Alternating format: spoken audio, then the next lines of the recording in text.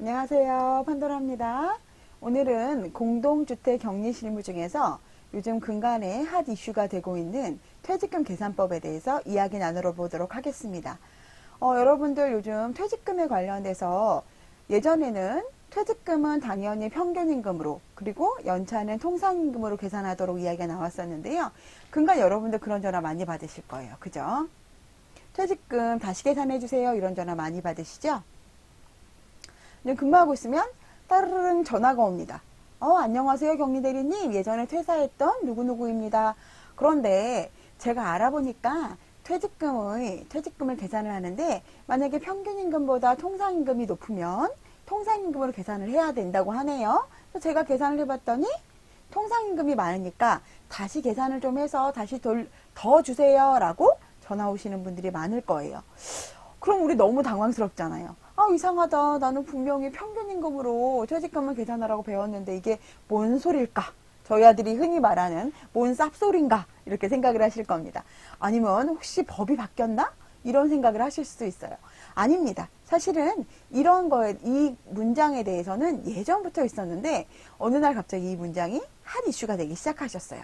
머리부터 발끝까지 핫 이슈 이렇게 됐습니다. 자, 그러면 그 내용은 뭐냐면 실질적으로 퇴직금을 계산할 때 평균 임금보다 통상임금이 많을 경우에는 뭘로 계산하라고요? 통상임금으로 계산하라. 그거에 대한 법적 근거는 뭐가 있을까요? 자, 우리가 월급을 주거나 아니면 퇴직금을 주거나 할 때 어떤 거를 기준으로 하죠? 보통 법은 근로기준법을 보통 기준으로 하죠. 근로기준법 제2조 2항에 의하면 제2조 제1항 제6호에 따라 산출된 금액이 그 근로자의 통상임금보다 적으면 그 통상임금액을 평균임금액으로 한다라고 되어 있어요. 제가 여기 여러분들이 안 믿으실까봐 근로기준법 써왔죠. 자, 근로기준법 요 동그라미 있잖아요. 여러분, 요 동그라미가 항이라는 항목입니다. 이 항 제1항, 제6호에 따라 산출된 금액이 그 근로자의 통상임금보다 적으면 그 통상임금액을 평균임금으로 한다. 그러니까 여러분들이 헷갈리시는 게 여기 밑에 보시면 시행일이 있네? 여기 보면 300인 이상은 2019년 7월 1일, 5명 이상 50명 미만은 2021년 7월 1일. 그러니까 요 전에 분들은 해당하지 않는구나라고 생각하겠지만 아까 제가 요 항이 뭐라고 그랬죠? 이 동그라미가 항이라고 그랬죠? 요거는 여러분들 글씨 보이시죠? 몇 항이죠? 2항입니다. 그런데 여기 밑에 보시면 시행일에 나와 있는 거는 2조 1항이라고 되어 있죠? 그래서 요 밑에 거는 2조 1항에 관련되어 있는 거기 때문에 요 항목은 예전부터 있었어요, 여러분. 그러니까 헷갈리지 마세요. 자, 그러면은 평균임금과 통상임금에 대해서 한번 알아보도록 할게요. 평균임금은 또 뭐고 통상임금은 뭐고 되게 많이 들어봤는데 정확히 모르겠어요. 그죠? 이 평균임금이라는 거는 뭐냐면 노동의 대가로서 일정 기간 동안 수령한 실제 임금입니다. 그러면 평균임금은 우리가 퇴직금은 몇 달 기준으로 하죠? 3개월 기준으로 하죠. 통상임금은 사전에 사용자에게 지급 의무가 부여, 가령 근로계약서나 단체협약, 취업규칙, 노동관행 등 요런 거에 의해서 지급 의무가 부여되었던 계약상 임금으로, 이거 중요합니다. 고정적, 정기적, 일률적. 고정적으로 매달 동일하게 줘야 되고요. 정기적으로 기간을 정해놓고 줘야 되고요. 일률적, 모든 이제 직원들이나 모든 분들에게 지급한다라는 의미로 고정, 정기, 일률적 임금이 통상임금입니다. 그러면 평균임금에 대해서 먼저 이야기 좀 나눠볼게요. 평균임금을 계산하는데 여러분들 평균임금 계산식이 퇴직저가 아까 3개월이라고 말씀드렸죠. 근데 89일에서 92일이래요. 왜 그럴까요? 한 달은 28일, 29일도 있고 30일도 있고 31일도 있죠. 그래서 이분이 언제 퇴사를 했느냐의 기준으로 따라서 예를 들어서 3월 31일 날 퇴사를 했으면 그 앞에 3개월치를 봐야 될 거 아니에요.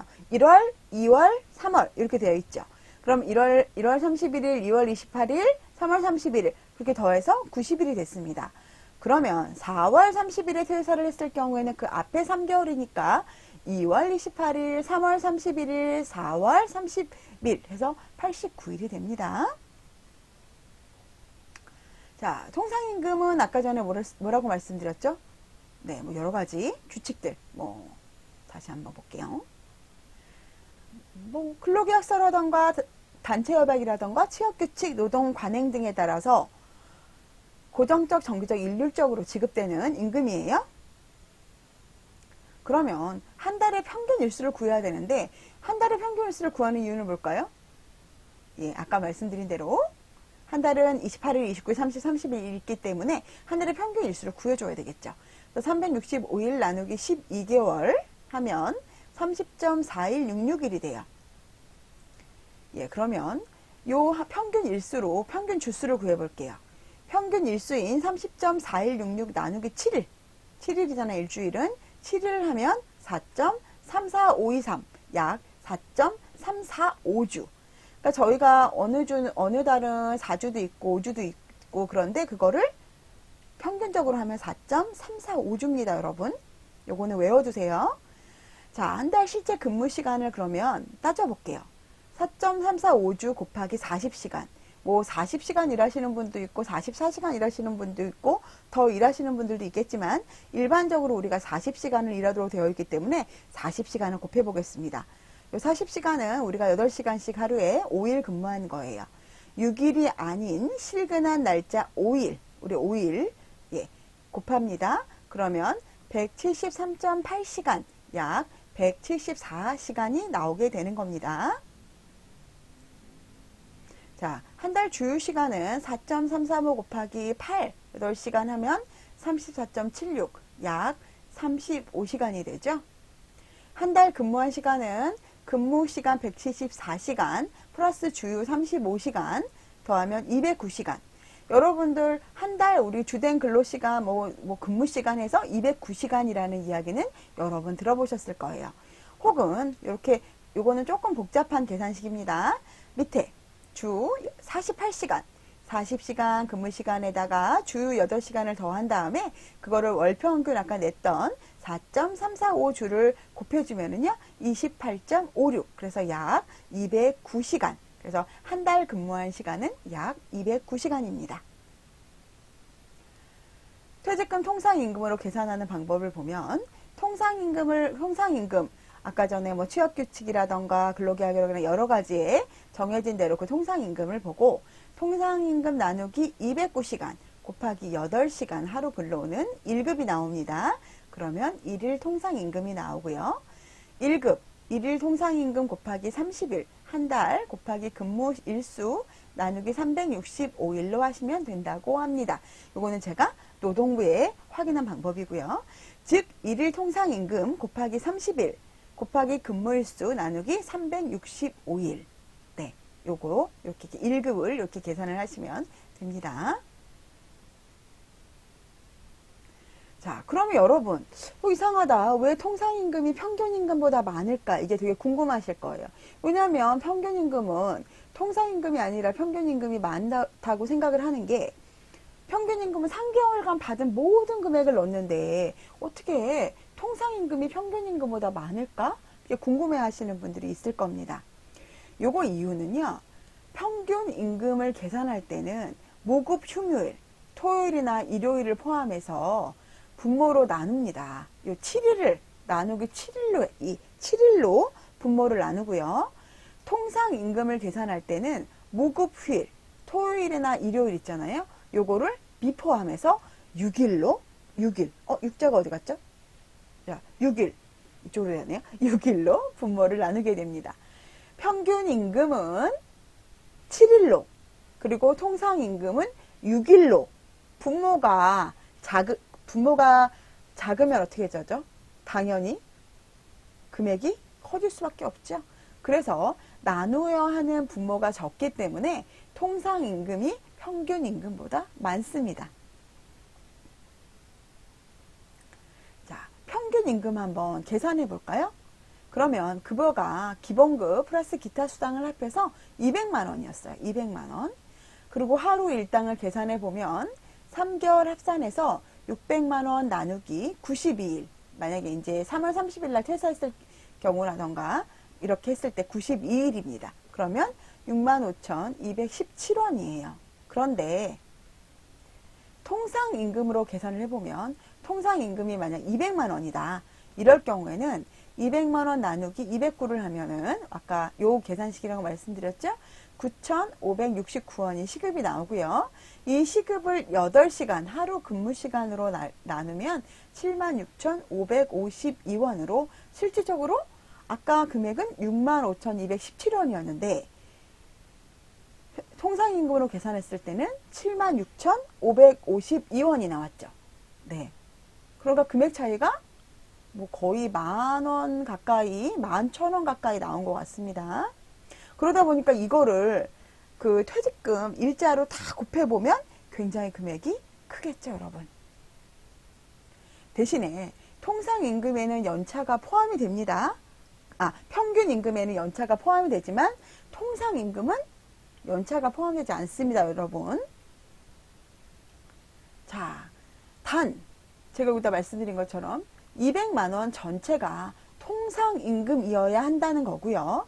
통상임금으로 인정되지 않는 경우에 식대나 상여금, 가산수당 등이 붙어 있다면 빼고 계산해야 한다. 여기에 또 뭐가 있을까요? 우리 이제 교통비 같은 거 있잖아요. 자차 사용, 차량 유지비 같은 거. 그런 경우 만약에 이게 통상임금으로 인정이 되지 않으면 그 부분은 다 빼고 계산을 하셔야 됩니다. 그런데 이제 이게 제일 복잡한 게 이제 사실은 이 식대나 상여금에 관련된 건데요. 이거는 제가 여러분한테 100% 식대는 들어간다, 상여금은 안 들어간다, 이건 들어간다 이렇게 말씀드리긴 사실 조금 어려워요. 일반적인 것만 설명을 좀 드리겠습니다. 예를 들어서 매달 동일하게 10만 원씩 지급되는 경우에는 통상임금 일수에 따라 지급된다라고 얘기를 해요. 그 통상임금이다라고 인정을 해주는데 만약 일수에 따라 지급되는 경우 있잖아요. 매달 동일하게 10만 원을 딱 지급이 된다. 그러면 10만 원이 지급되는 경우에는 통상임금으로 보는 경우가 많은데 5천 원씩 하루에 5천 원씩 있는데 그거를 어느 날은 우리가 20일도 일하고 어느 날은 21일도 일하고 그러잖아요. 그럼 5천 원 곱하기 20일, 5천 원 곱하기 21일 이럴 때는 고정적인 금액이 아니죠. 그럴 때는 통상임금으로 인정되지 않는 경우도 있습니다. 격일대 근로자의 경우에 우리 이제 뭐 경비 아저씨나 우리 경비 직원들이나 아니면 우리 기전 직원들이나 이런 분들 중에서 격일 근로자의 경우에는 야간 가산 수당은 수당이에요. 이거는 통상임금으로 인정하지 않아요. 그래서 평균임금으로 계산이 유리합니다. 통상임금에 대해서 정확한 판단은요, 취업규칙, 근로계약, 급여대장에 의거해서 판단해야 되고요. 아까 제가 말씀드렸던 뭐 서로 그 회사 사규나 뭐 이런 거에 따라서 판단해야 되고요. 최종적인 판단은 노동부에서 정확히 판단을 받으셔야 됩니다. 자, 그러면 우리가 그분이 저희가 지금은 2020년인데 2019년이나 2018년도 이런 정도의 이분이 퇴사를 하신 분인데 이분에 대한 급여를 줘야 돼요. 퇴직금을 더 추가로 줘야 돼요. 그러면 저희가 원래 원천세 신고를 할 때는 그 금액에 맞는 원천세 신고를 해야 되는데 그때 틀리게 계산을 했죠.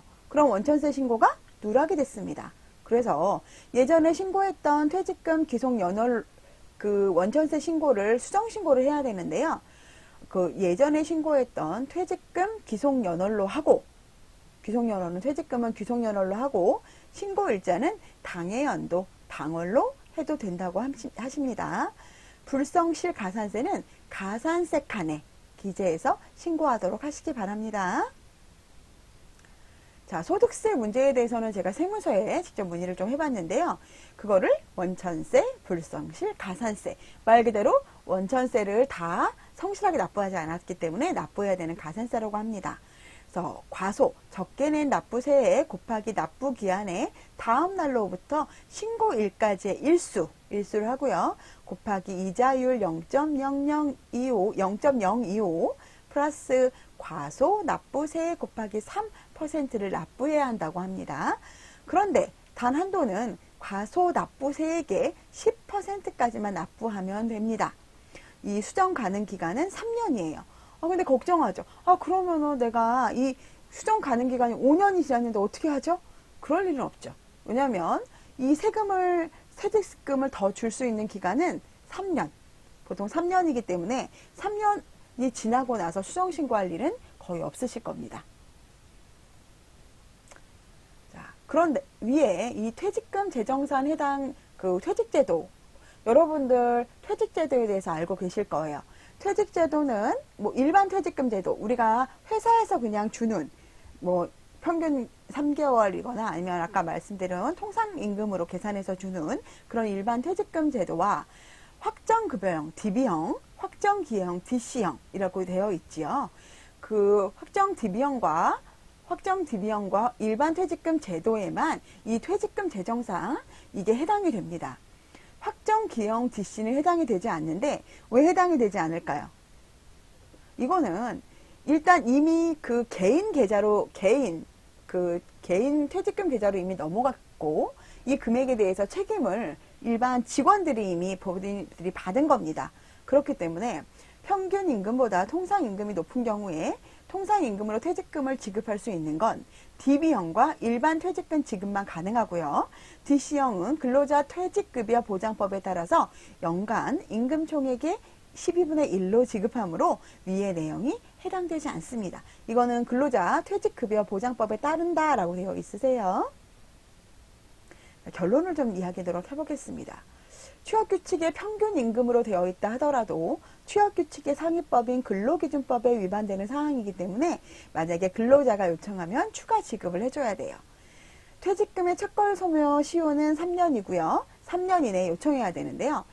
근데 공소시효는 5년이므로 법적인 소송으로는 받을 수 있는 것으로 보입니다. 대부분이 사실은 법정까지는 가고 싶어 하지 않는 경우들이 많이 있으신 것 같습니다. 자, 소득세 문제에 대해서는 세무서에 제가 문의했는데 아까 전에 제가 위에서 설명드린 원천세, 불성실 가산세에 납부하는 방법입니다. 자, 여러분 제가 그 퇴직금에 대해서 지금 간단하게 퇴직금을 왜 평균임금으로 계산하지 않고 그 통상임금으로 계산해야 되는지 간단하게 좀 설명을 드렸어요. 이거는 근로기준법에 있는 거고 이게 갑자기 요 근간에 바뀐 법이 아니라 예전부터 있었던 법이고 만약에 통상임금이 계산했을 때 평균임금보다 많다면 통상임금으로 계산을 해주시는 것이 맞고요. 대부분 3년 이전 것에 대해서만 받으실 수 있고 그런데 법적으로 만약에 가게 되면 5년 안에 청구를 하실 수도 있다는 것을 여러분께 말씀드리고 싶습니다. 근간에 이 문제 때문에 굉장히 시끄럽고요. 또 위탁사에서도 굉장히 골치를 많이 앓고 있어요. 그리고 그렇기 때문에 여러분들이 잘 알고 계산을 하셔야 되고 앞으로 뭐 예전 거는 틀렸고 이미 지나갔을 수도 있지만 앞으로는 이 부분에 대해서 명확히 알고 공부하셨으면 좋겠습니다. 제가 참고한 사이트고요. 자, 여러분들 이거 머리가 되게 길죠. 이분은요. 예전에 제 모습이에요. 제가 머리가 예전에 이렇게 길었는데 제가 머리가 이렇게 짧게 잘랐습니다. 그래서 제가 화이팅 해드릴 거고요. 여러분도 궁금한 거 있으시면 퇴직금 연차에 대해서 더 궁금한 거 있으면 답글 달아주시고요. 구독과 좋아요 또 눌러주세요. 여러분 반갑습니다. 안녕히 계세요.